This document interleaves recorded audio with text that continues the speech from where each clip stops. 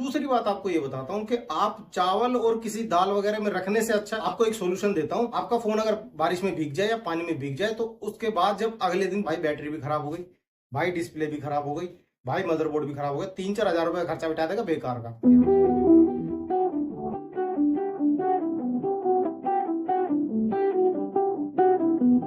दोस्तों mobile phone पानी में भीग जाए तो क्या करें, बारिश में भीग जाए तो क्या करें, और बारिश आ जाए तो क्या करना चाहिए। आज की वीडियो में कुछ टिप्स एंड ट्रिक्स मैं आपको देने वाला हूं, बल्कि आपके फोन को आज IP69 रेटिंग दे दूंगा, भले ही आपका फोन IP69 रेटिंग ना हो। देखिए आपको जल्दी से एक मेन बात बताता हूँ, आपके पास कोई सा भी मोबाइल फोन हो, चाहे पुराना हो चाहे नया हो, IP रेटिंग पता क्या होती है? फोन के अंदर पानी जाने का जो भी रास्ता होता है ना, उन रास्तों को बंद कर देना, इसे IP रेटिंग बोलते हैं प्रैक्टिकली हार्डवेयर लैंग्वेज में। ठीक है, अब आपको क्या करना, आजकल बारिश का मौसम चल रहा है, तो बारिश के मौसम में आपका ये जो हैंड फ्री जैक है ना, इसके अंदर एक पन्नी आपके पास ऐसी पन्नी होगी, पन्नी का छोटा सा टुकड़ा आप तोड़ के हैंड फ्री जैक के अंदर डाल देना, ताकि बारिश में अगर आप कहीं जा रहे हो बाहर, तो अगर आपका फोन भीग भी जाएगा ना तो फोन के अंदर नहीं घुसने वाला। ठीक है, एक टुकड़ा आप चार्जिंग जैक के अंदर भी डाल सकते हैं, बस इतना ही डाल देना। अगर आपका फोन IP रेटिंग वाला नहीं है तो, अगर IP रेटिंग वाला है तो कोई दिक्कत नहीं है, फिर तो बारिश में पानी नहीं जाता अंदर, ज्यादा देर अगर पानी में रह जाएगा तब पानी जाने के चांसेस ज्यादा होते हैं।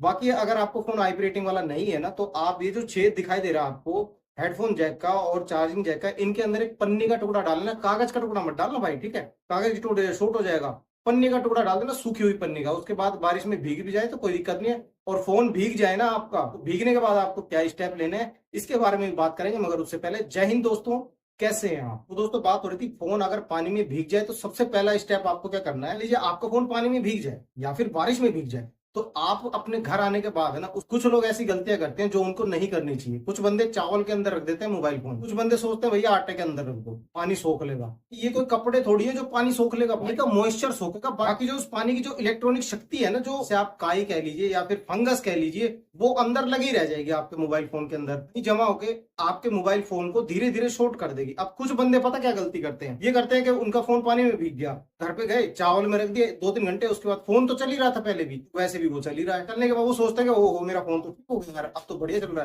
है।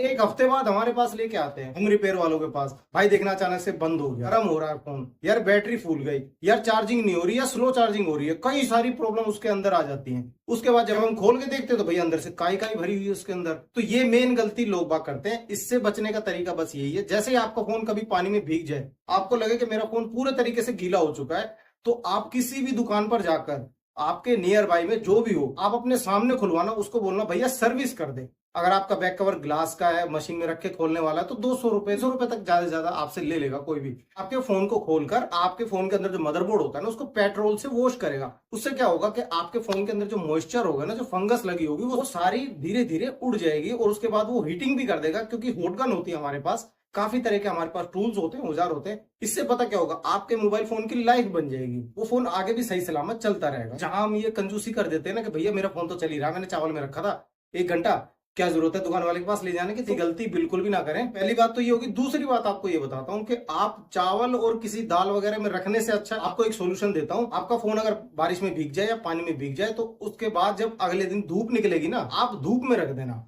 धूप में रखना सबसे अच्छा होता है, वो इलेक्ट्रॉन जो उसके अंदर बन चुके हैं ना, करंट को सप्लाई दे सकते हैं, उन सारी चीजों को वो खत्म कर देती है धूप, क्योंकि धूप में इतनी शक्ति होती है कि वो इन चीजों को खत्म कर सकती है आराम से। फिर उसके बाद चाहे वो फंगस सूख भी जाएगा ना, तो व्हाइट पड़ जाएगा, वो नुकसानदेह नहीं होगा, फिर वो काम चल जाएगा आपके मोबाइल फोन का। अगर आपके नियर बाय में कोई रिपेयर की दुकान नहीं है, जब ये काम करना आप, ठीक है। वरना अगर दुकान हो तो कंजूसी मत करना भाई, किसी भी दुकान पे जाके आप सर्विस करा लेना, बोल देना भैया पानी में गिर गया था, साफ बता देना। और ये चीज ध्यान रखना, मैंने जो आपको बताई है, अपने सामने कराना भाई। अगर पीछे से कराओगे, दे के चले जाओगे, भाई मैं आधे घंटे में आ रहा हूँ, तुम करके रखो, भाई ऐसे मत करना। फिर उसको पूरा मौका मिल जाता है दुकानदार को, फिर वो कहेगा भैया तुम दोबारा उसके पास आओगे ना, तो कहेगा भाई बैटरी भी खराब हो गई, भाई डिस्प्ले भी खराब हो गई, भाई मदरबोर्ड भी खराब हो गया, 3-4 हजार रुपए का खर्चा बिठा देगा बेकार का। ये मैं इस बातों को बोलता हूँ कि अपने सामने कराना, तो फिर किसी की भी हिम्मत नहीं होती, वो सीधे फिर ईमानदारी से काम करेगा, अपना ब्रश वगैरह लेके पेट्रोल से। आपने मुझे मेरे सर्विस सेंटर पे देखा भी है काम करते हुए, मैंने आपको दिखा भी रखा है, मेरा ख्याल है आप समझ चुके होंगे।